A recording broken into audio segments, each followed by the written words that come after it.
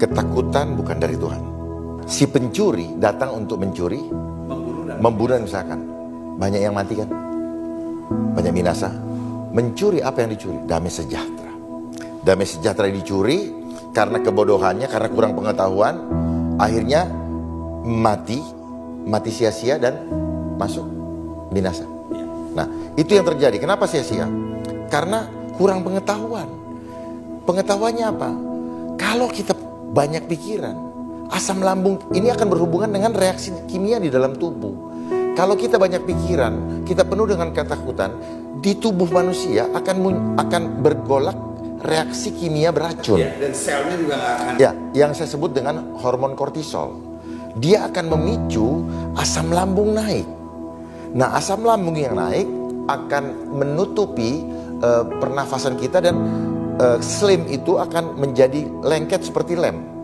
Nah, ketika pori-pori sel itu tertutup, kan sel ini kan punya pernafasan juga, Pak, punya pembuangan, ya, sel, dia hidup. Kalau dia shutdown, terus kemudian kepanikan dan ketakutan itu semakin menggila, dan akhirnya si asam lambung tidak bisa menembus ini, dia akan mendesak ke jantung. Makanya rata-rata kena jantung dan kena ini napasan. Nah, seperti itu. Semua karena pikiran. Orang kalau punya pikiran, Pak, pikiran negatif, lemah, Pak, badan. Otomatis. Makanya hati yang gembira adalah obat. Obat yang manjur. Manjur. Nah, kenapa manjur? Karena ketika hati yang gembira, karena penuh dengan damai sejahtera, penuh dengan shalom, maka hormon di dalam tubuh kita akan menghasilkan hormon positif, yaitu hormon endorfin, hormon yang memudahkan kita senyum, hormon dopamin, oksitosin, serotonin itu hormon yang bahagia, dan interferon. Interferon itu kalau orang ada kanker, lewat habis semua. Makanya terjadilah sesuai dengan imanmu. Jadi waktu Alkitab bilang hati yang gembira adalah obat, itu secara teknologi bisa dibuktikan bahwa ada hormon. Yes, otomatis itu, Pak. Karena tubuh kita sudah diperlengkapi oleh senjata oleh Tuhan untuk merecovery dirinya sendiri tanpa bantuan dari luar. Tuhan udah nyiapkan dari alam. Tubuh kita ini diciptakan dari tanah. Berarti yang koheren dengan tubuh kita adalah segala sesuatu yang ada di dalam tanah. Gak mungkin dari kimia yang datang. Nah, sekarang kalau bicara tentang fear tadi atau ketakutan tadi, adakah hubungannya dengan peristiwa yang terjadi hari-hari? Ada. Karena ini adalah cara untuk menggiring. Karena gini, kenapa ketakutan yang dijadikan isu?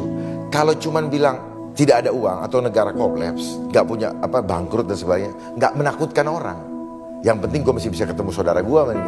Tetapi kenapa? Karena tadi perlu percepatan untuk segera menguasai mindset manusia. Perlu diperhatikan, setiap sistem itu sifatnya masif.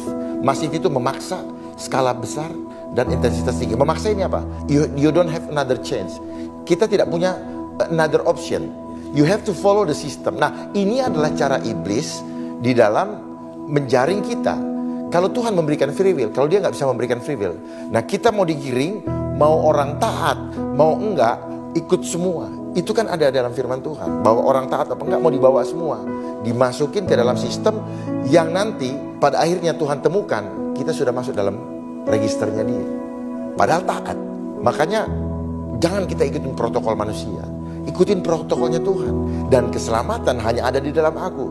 Tetapi yang ketika kita hanya mengikuti protokol manusia, Pak, tidak ada jaminan keselamatan. Itu yang membuat sampai sekarang orang selalu khawatir hidupnya. Banyak orang melakukan sesuatu dengan lata, karena dia make, gue make. Padahal walaupun dia sembunyi di lemari besi, kalau ketakutannya masih ada, nggak ada gunanya. Karena di mindsetnya, Pak, begitu di sini takut, sini coba taruh pikiran Kristus. Oh, beda, firm. Dan saya bisa buktikan secara objektif, Pak. Ketika kita mengatakan Tuhanku dahsyat, maka tubuh kita kuat. Ketika saya memikirkan kekhawatiran, tubuh kita lemah. Saya bisa buktikan. Bagaimana buktinya? Buktikan. Saya izin, Pak, ini namanya muscle test. Kenceng ya, tahan ya. Nah, kayak gini. Tuhanku dahsyat. Tuhanku dahsyat. Tuhanku dahsyat. Iya, selesai. Aku khawatir. khawatir. Tahan ya Pak Pendeta. Aku khawatir. Mana. Ya. Kuat tuh. Kalau papi kan bisa Ya. kuat tuh. Tuhanku dahsyat. Tuhanku dahsyat. Yes. Kuat. Ya. Aku khawatir. Aku khawatir. Kuat. Jadi ini yang saya bilang, sel itu cerdas, Pak. Ulang. Tahan. Tuhanku dahsyat. Cukup sekali aja dalam hati juga udah jadi. Oh, iya. Ya. Sekarang, aduh aku khawatir. Coba Papa bilang gini, COVID. COVID. Covid. Aku sehat. Aku sehat. Itulah sel, Pak. Sel. Jadi Terbukti ini. jadi inilah gelombang. Bab apa yang Betul.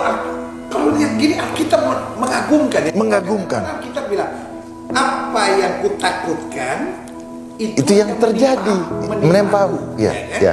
Tetapi sesuai dengan imanku jadi padaku. gitu. Ada pertanyaan nggak Pak? Itu seru tuh tadi yang selalu begini. Jadi gini, Pak, ya, Bevan. Nah, Kalau Papa kan lebih Alkitabiah kan, Papa kan S1 teologi. Kalau saya cuma mau straight to the point, Bang. COVID-19 tuh ada nggak sih, Bang, sebenarnya? sebagai anak Tuhan, saya percaya penyertaan Tuhan sempurna. Ini hanya seperti iklan, ya. Bagi saya, ini pendapat pribadi. Karena nanti ada yang tidak suka, tapi pendapat pribadi saya. Kenapa saya imani dalam nama Tuhan Yesus bahwa ini adalah permainan pikiran, fear engineering. Ketika kita ditakut-takutin dan kita takut, kita kena. Gitu. Sebenarnya apa? Apa saja kalau dipropagandakan, kayak misalnya jualan, misalnya Evans gitu. Wah, terus semua media mendukung, semua di sini mendukung, semua gitu. Jadi barang itu.